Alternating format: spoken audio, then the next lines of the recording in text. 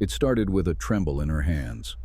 15-year-old Lena Porter sat on the edge of her bed, clutching her phone, her eyes wide with disbelief. The air in her small suburban bedroom was still, except for the faint hum of her ceiling fan. She'd just found something that would change her life forever. Hidden behind the vent near her dresser, tucked into the shadows, was a tiny black lens no bigger than a pencil eraser. A camera. It faced her bed.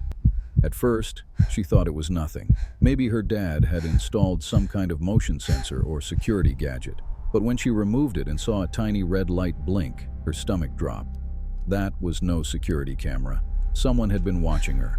She froze, her breath shallow, her pulse hammering in her ears. The next few moments were a blur. She ran downstairs, shaking, trying to form words. Her mother, already tired from her night shift at the diner, barely looked up from her coffee when Lena stammered out what she'd found. What are you talking about, sweetie? A camera? A camera. In your room? In your room. Yes, Mom. I found it behind the vent. I found it It's behind real. the vent. Real. Her mother sighed, setting her mug down. Your stepdad handles all that stuff. He's got the security setup, remember? Ask him when he gets home. Security Lena's setup, face went remember? pale. Her Ask him stepdad, when he- the man who'd married her mother 2 years ago, the one who always made excuses to check her computer, who'd walk into her room without knocking, who made comments that felt wrong but always smiled just enough to make her doubt herself. Now, her fear had a shape, a blinking red light. She didn't wait for him to come home. She took the tiny device, stuffed it in her backpack, and ran. That night, she ended up at a small gas station just off Route 9, trembling in a booth near the window. The security light flickered above her, painting her face in flashes of blue and white. She'd texted her best friend, but no one came. The roads were empty. But fate was about to send her someone else. A low rumble echoed through the parking lot. The sound of engines, deep, thunderous, commanding. 3 motorcycles rolled in, chrome glinting under the fluorescent light.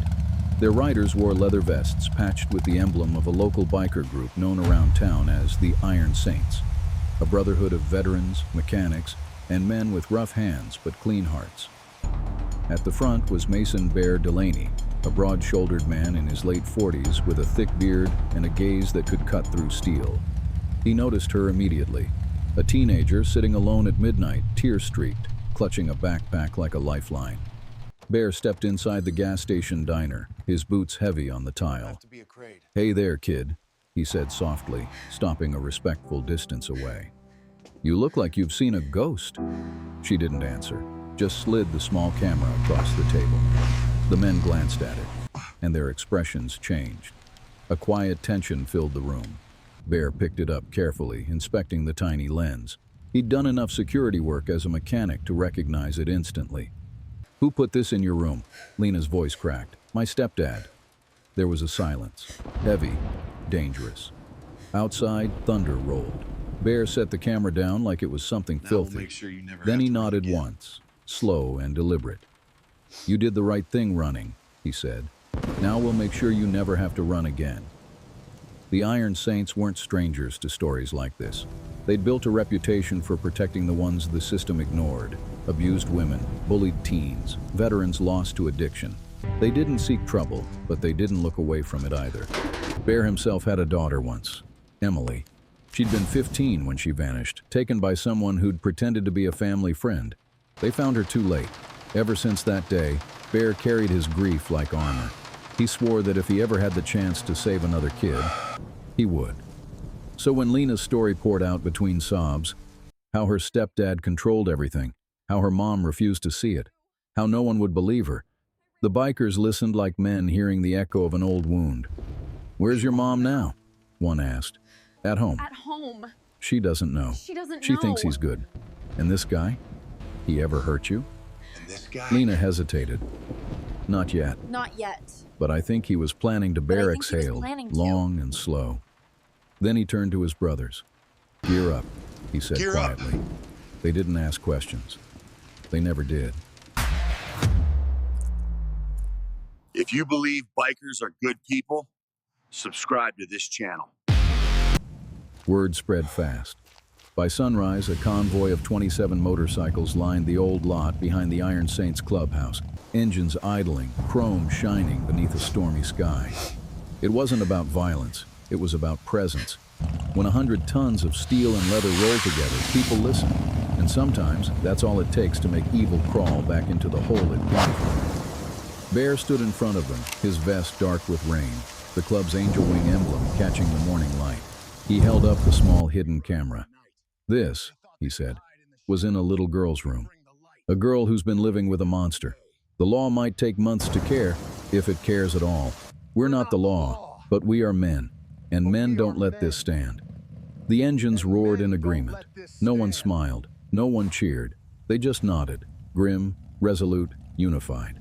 They rode, through town, past the diner, down the long, cracked road that led to Lena's small house on the hill. Lena stayed behind with two of the older bikers, women who volunteered for the Saints community outreach. They promised to keep her safe and get her statement ready for the authorities. The others pulled up to the Porter house like a storm breaking over the horizon. Neighbors peeked through curtains. Dogs barked. The man they came for, Gary Porter, stepped outside in his bathrobe, confused and irritated. "What the hell is this?" he barked. "You can't just—" Bear stepped forward, calm, controlled. "Morning, Gary. We need to have a talk," Gary sneered, trying to stand taller. "I don't know who you think you are, but you can't come on my property like—" "Your stepdaughter found a camera in her vent," Bear said flatly. Gary froze. "You want to tell me why?" For a second, Gary's mask slipped. His jaw twitched. His eyes darted. Then he laughed, a thin, brittle sound. "You're out of your mind. That girl's unstable. She makes things up." Bear tossed the tiny camera onto the porch. It landed between them with a dull clink. "Then maybe you can explain why it's got a memory card full of footage from her bedroom." Gary's face drained of color. Because while Bear had been gathering the Saints, one of his men, a retired IT specialist named Ryder, had already extracted the files from the device. What they found made every man in that room want to break something, but Bear didn't. He kept his rage buried beneath ice. "You recorded a child," he said quietly. "Your stepdaughter." For weeks he took a step closer. "You ever touch her?" "No," Gary stammered, stepping back. "No, I didn't do anything." "You did enough." By now, the police sirens were wailing in the distance. The Iron Saints had already called them, ensuring everything stayed above board. But until they arrived, Bear made sure one thing was clear. "This girl's got a family now, a real one. You won't ever look at her again. You won't ever be near her school, or near her mother. You understand?" Gary swallowed hard, his voice trembling. You can't threaten me." "It's not a threat, it's a promise. And a warning from every father who ever loved a daughter." The police arrived moments later, finding the evidence neatly packaged, the memory card copied, timestamps logged. Gary Porter was arrested on the spot for invasion of privacy, child exploitation, and possession of illicit recordings. If you believe bikers stand for justice, share this story. Lena watched from a distance, her face half hidden under the hood of a borrowed leather jacket. She didn't cry when they took him away. She just stood still, quiet, small, until Bear knelt beside her. "It's over," he said softly. She looked up at him. "They'll believe me now." He nodded. They have no choice. Her mother arrived soon after, confused, devastated. The truth hit her like a collapse, denial shattering into guilt. She fell to her knees, clutching her daughter, whispering apologies that couldn't undo the damage. Bear stepped back, giving them space. He didn't need thanks. He just needed to know that the girl would never feel alone again. Days turned into weeks. The story spread, first through whispers, then through headlines. Local biker club helps rescue teen after finding hidden camera. News crews came and went, filming the clubhouse, interviewing neighbors who admitted they'd misjudged the bikers. Lena stayed in a safe foster placement connected to the Saints Outreach Foundation, a quiet home with a retired couple who volunteered at their charity events. She started therapy. She started laughing again. And Bear? He went back to fixing engines and mentoring kids at the community garage. He never talked about what they'd done. To him, it wasn't heroism. It was duty. One afternoon, Lena visited the shop. She handed him a small silver locket. Inside was a picture of her smiling. "For you." she said shyly. You remind me of a dad I wish I'd had. Bear swallowed hard, his eyes glassy. You got one now, he said. You got all of us. That night, the Iron Saints gathered around their fire pit behind the clubhouse. Rain had stopped. The air smelled like oil and wet earth. Ryder passed Bear a beer, nodding toward the flames. You think it makes a difference? He asked quietly. Think it makes a difference? Bear stared at the fire. It did for her. That's enough.